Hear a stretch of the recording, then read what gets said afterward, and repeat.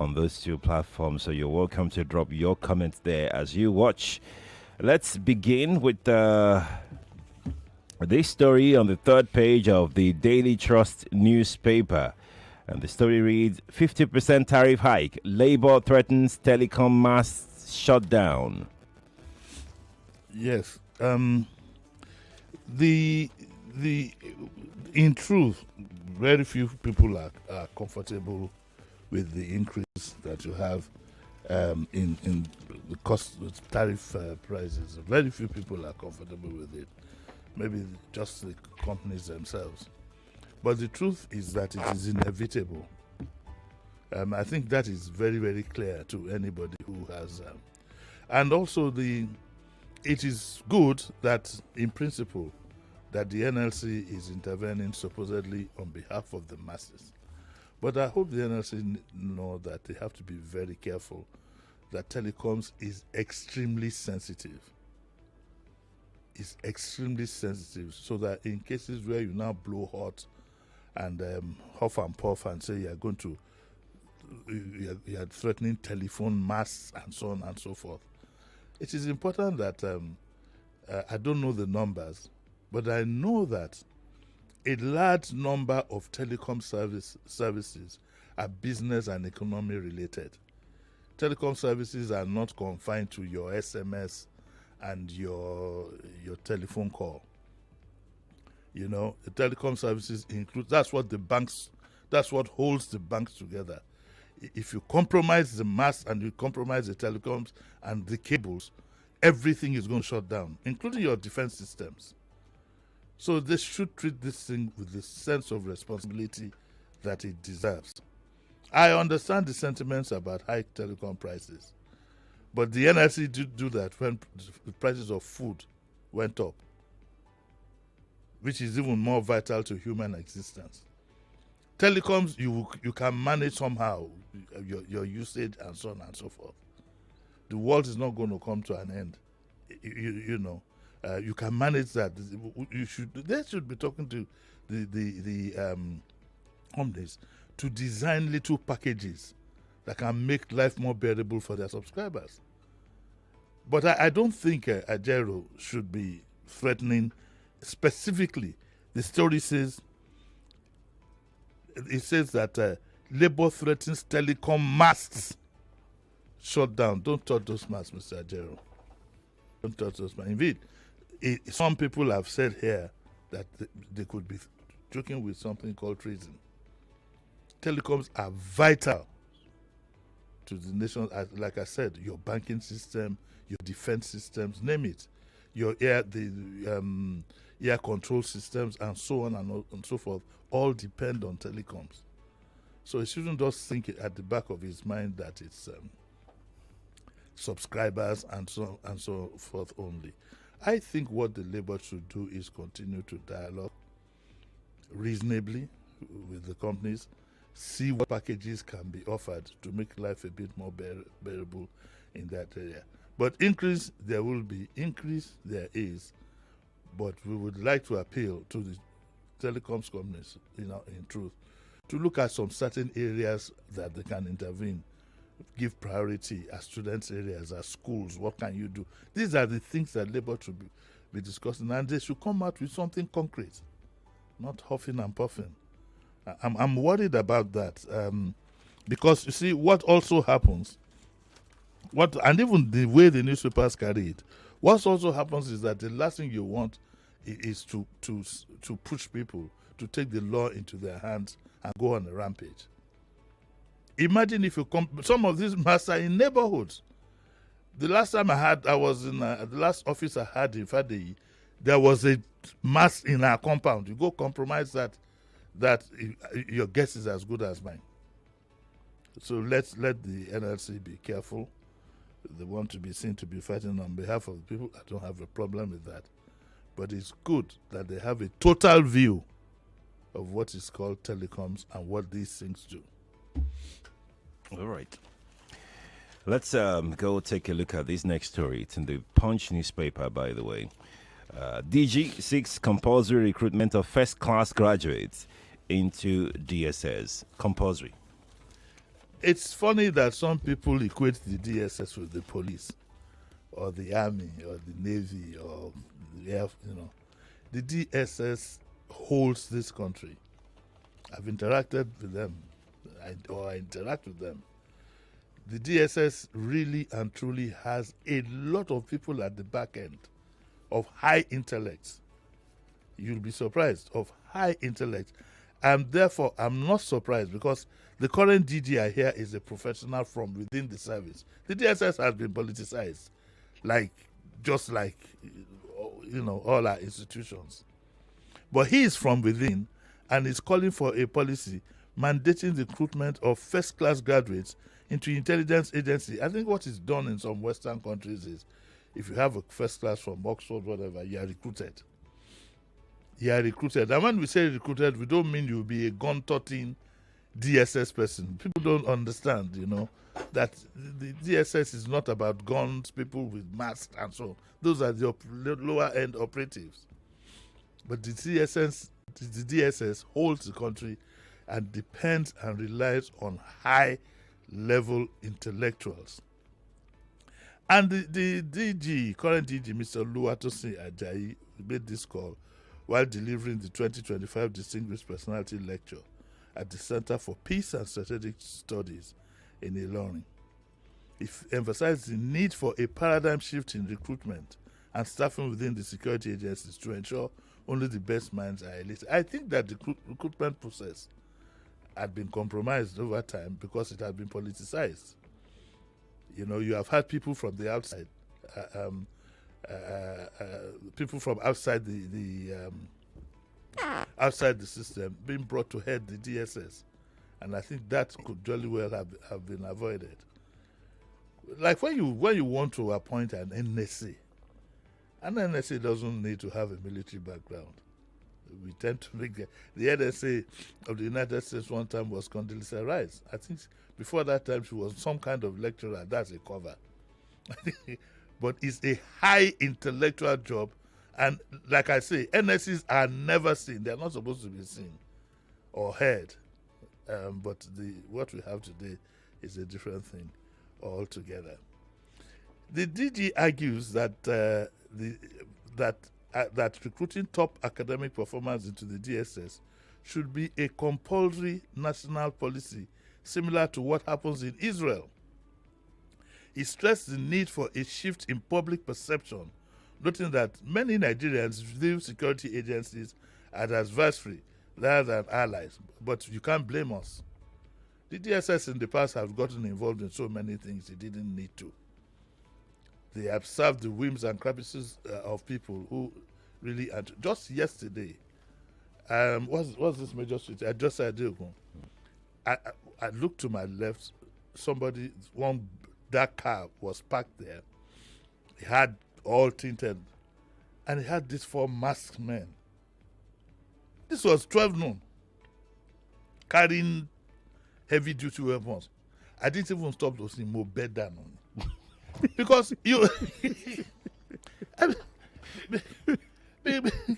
because I said, what's going on? How was I to know whether they were DSS, whether there was a robbery going on in broad daylight? More honey. So the DSS too needs to tidy up his image. It's not about guns and providing protection. No, that's a minuscule part of what their duty is. So the DSS has been responsible for that perception because they have allowed the politicians and whatever to use them, and they've not been able to stand up. You do find some people, making bluff out of police protection, and you see people wearing suits, looking left and right in dark glasses. We don't know what's going on. Okay. Anyway, he said that such attitudes could negatively impact intelligence gathering, peace building, and national integration. The SS people don't bite. I have some of them. I've interacted with them, and believe you me, you will be amazed at what goes on behind that dark door. You definitely will be amazed. So I agree with him. I agree with him. We must encourage the best. Just like in all fields, but particularly in the DSS. Yes, in truth, and in some they're sent to the universities.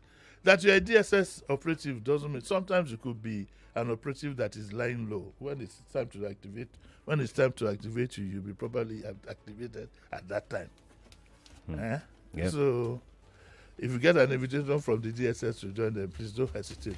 I want to believe that DSS already, excuse me, they are already doing all of these things that he said. Because, I mean, you've said it, you've hit the nail on the head. They don't compromise in terms of standards. They know how important their job is.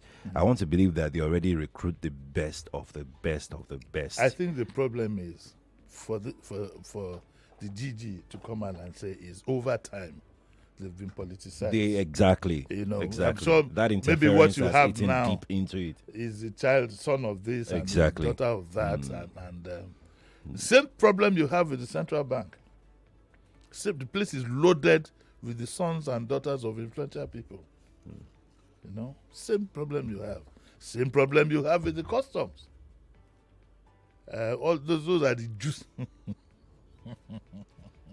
Those are the juicy appointments that the elite have compromised. So being part of the system, he must be appealing to something by this particular statement. Yeah. Okay. Let's go to this next one here in the Punch newspaper on page 18. Royalty gone gaga. This is an editorial on the temporarily ex-Oba, who of course is facing trial for a public assault on Pa Abraham Areola. I think that has gone viral. There was a video clip that showed that him beating him up and so on. But that is not where my concern is in this editorial. This, for example, is my concern. Traditional rulers are custodians and guardians of the laws, customs, values, traditions, and heritage of society.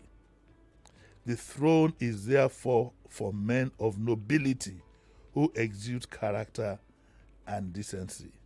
How many of our traditional rulers, I'm not saying this one now, can you describe in this manner? How many current traditional rulers would you describe? The Punch goes on to say, when traditional rulers use odium, it is an indication that the medium of selection of traditional rulers has been compromised, thus paving the way for thugs and men of shady character to find their way into the hallowed palace. My major concern in this regard is my own constituency, because that I understand, that I know, that I know has been completely compromised, especially in Lagos. Go to the social media, every other person, so that I gave myself a royal title. I'm now His Royal Majesty. Those titles are flying around. They're flying around. So they talk about the decay of traditional institutions begins from the abuse of the process of the emergence of the occupants of the office. Look at the trouble Mr. Sheyi Makinde had to go through to produce an Alaafin. It's in court, so we don't know whether that process will hold. But he had to go from the back end. And he says that from the abuse of process of the emergence of kingmakers who are supposed to be above board in choosing the kings have turned their offices into corruption conduits and have become abusers of procedures, haters of the people. So the traditional rulers too are almost turning themselves, you oppress the people. And it's surprising, our people they're peace-minded. You try that in some other societies, even in the Western world. The monarchs have to be very, very careful how they relate to their people, because times have changed. Consequently, misfits and thugs have found themselves in palaces. Society is in a mess, and the people have become victims rather than beneficiaries of societal values and ethos. Look at the gentleman who is supposed to be a traditional ruler running down his own traditional systems in another country. For that, so you get it. Yeah. And look at some of our traditional rulers are confused. You are supposed to be the custodian of our ethics, including our traditional religion. You move against it. You flout all the things that and you wonder why in the first place. So why did you decide to take this up? The truth is that it has become seriously commercialized. You are talking of land, you are talking of power, you are talking of influence. If you're a traditional ruler, the door of the state house is open to you. You can fix your children, fix your friends, you can get contracts, and so on and so forth. Therefore, it has been completely politicized and compromised. Okay. So, the Punch adds, the oversight functions of local councils on traditional rulers are failing. Sheriff, do you know that the boss of every traditional ruler in this country is the chairman of the local government? Is the chairman? In principle and by law, is the chairman. But let me say it in the language in which the bus conductor will understand. They never bond that local government chairman. To assert his authority. I think it was the Ooni of Ife, not this one, the one person who was given a query by the local government chairman. I think him, during the military government, they told him who his boss is, gave him a query for leaving town without permission. And the Punch says, no. Besides sensitizing the traditional rulers, local councils should investigate and prosecute traditional rulers involved in criminality and land grabbing and support criminal herders and bandits. The police should redeem themselves by arresting and prosecuting undesirable elements that employ their name to perpetrate injustice. The media, that is us, the CSOs and well-meaning Nigerians must continue to protect and champion free speech. I'd like to thank Mr. Femi Falana for taking up the case of Pa Ogunjobi, who was one that was beaten up in this instance. And it's a case we will follow with deep interest. And see, because the man had boasted that, even though I heard he's a retired sergeant or something like that, but they had boasted that he has the police force in his hands. Yes, indeed. Let's go and take a look at this story on page 8 of the Vanguard newspaper. Reps summon customs boss, others over refusal of personnel to retire. The government needs to step in with a very strong policy that says that once you get to retirement age, just go. It has become necessary. It has become imperative, and the government should also say that there is no allowance for extension. So apparently, what's going on? The example set at the top is being followed all the way down.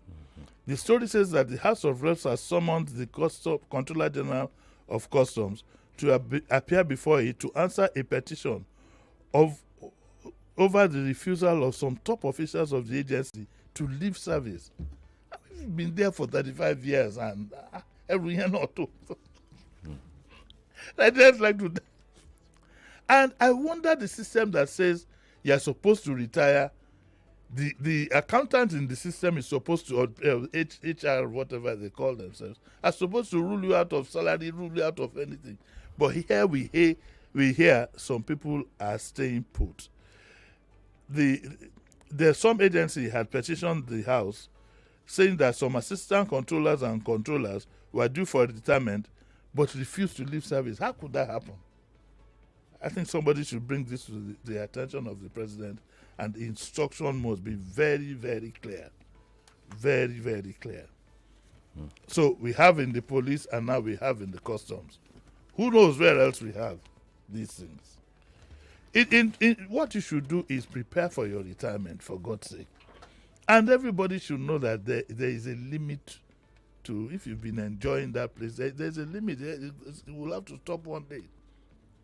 And I think that severe punishment should be meted out to those who refuse to leave. Indeed, the severest punishment should go to those who allow them. They said, let's even assume that you refuse to get up from your chair. Once you go out of the door the day you are supposed to retire, supposedly somebody else should be appointed to take your position. So I don't know where all this is. I think it's one grand conspiracy, and there's a lot of fraud going on in that area.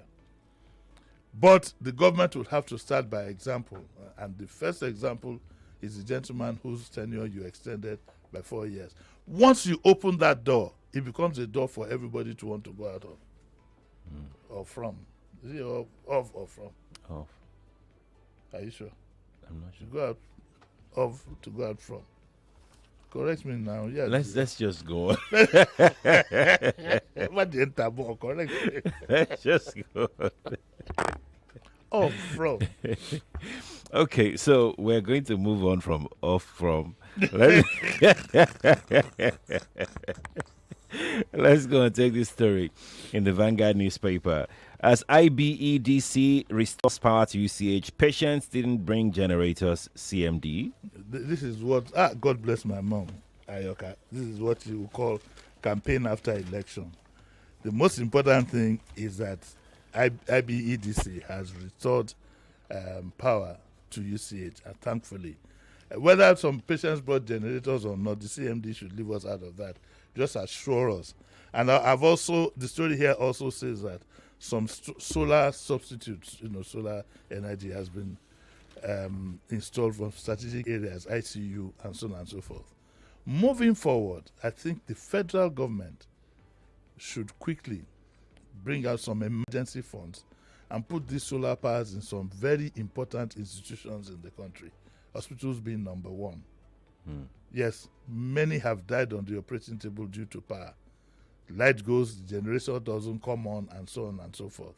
I think that the government needs to take that initiative to quickly, there's no point, they will solve our power problems one day, but the way things are going, all of us will have to depend on energy from the sun, because I don't know whether we'll have the capacity to light up the country. But in the meantime, I think as a matter of urgency, even the state government should install solar power all over the hospitals and some various important institutions. So Professor Otegbayo says that we have installed solar inverters to major areas such as the ICU, Children's Emergency Endoscopic Unit, Cardiac Unit, and others. All these wards have solar inverters to provide energy so that the wards and patients will not be in darkness. The videos we saw told us a different story, but if he intends to do that, all well and good. And just to add to it, I don't know if he's the DG or the executive secretary of the Rural Electrification Agency was in this studio yesterday, and he mentioned that their own responsibility is to complement the discos and the federal government in making especially alternative energy. People access it, and he mentioned hospitals, he mentioned universities. UCH is part of the hospitals that they will be looking at to make sure that they provide electricity, stable electricity for the hospitals and some schools going forward. And he also said that they've already done some hospitals. He mentioned those hospitals as well. So hopefully if we can have those interventionist agencies like REA take care of all of these minor issues, students should not be protesting for lack of electricity. Medical students, let's go to the Metro page of we go to the Metro Punch. page. I marked the Two-Face story, but I can't seem to find it. But all said and done, the gentleman went to announce that he's marrying somebody and so on and so forth. My comment about this is, I have advice for two sets of people. One is the man himself. Will you please live your life quietly and stop making announcements? Because what you do is you open yourself up to ridicule, investigation, and people just make money out of you. The second is that I'd like to advise those TikTokers and so on and so forth that it is a sin for you to make money out of people's travails and sometimes making money out of the problems that they have and making their lives worse. Yes, to make the money. Yes, to pick the numbers. There's the moral side. But I can also tell you that if you continue to indulge in getting your numbers by running people down, being vicious to people, I saw one or two also that frightened me. Oh, she got to have this through this and through that. I think that we all need to have a rethink and stop being this cruel. We don't have a moral guiding principle for the social media. We just think that everything goes. And there's a price to pay for it. I learned this in the days of junk journalism when I had an interview with the late Gabriel Okunzwa. And what he predicted at that time incidentally happened in one or two cases. That if you think you can become successful, okay, by running people down, by making their lives miserable, there's a price to pay for it, and I'm seeing that happen. You young people won't see that. We can see that happening. Like the Yorubas will say, "Rada rada lo magbenye." So let's be careful. If a man decides he wants to leave his wife and leave it, that's so. What is the business of your own opinion in these things? I see a lot of that. By the way, talking of social media, you saw the video of the woman who inside the Agusi pot. Where are we going to eat now? In our houses. There's a one that went viral of a woman peeing inside the soup she was going to serve to people. Horrible looking thing. But please, in the social media, people call out individuals and organizations and so on and so forth just so that they can begin to make the numbers. There's a price to pay for it. It's an act of wickedness. Whether you like it or not, it's an act of wickedness.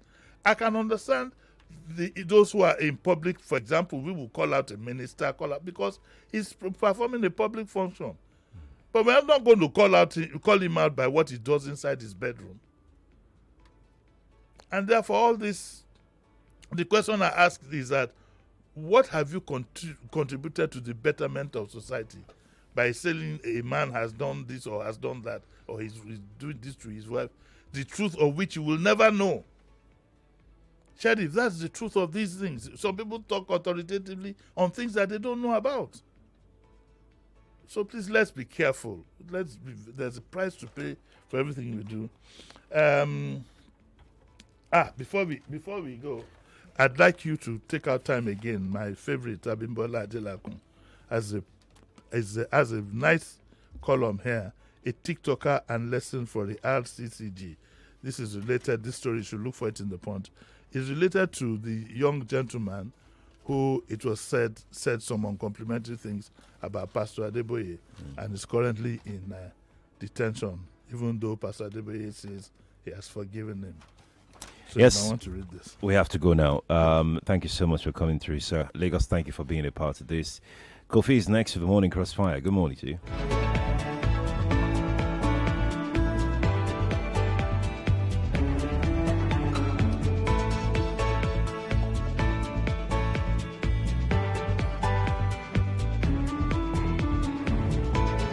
99.3 Nigeria Info. We are more than just radio. Subscribe to our YouTube channel at Nigeria Info FM. Check us out on Facebook at Nigeria Info 99.3. Follow us on Twitter at Nigeria Info FM and on Instagram at Nigeria Info FM Lagos for live updates as it happens. 99.3 Nigeria Info. Let's talk.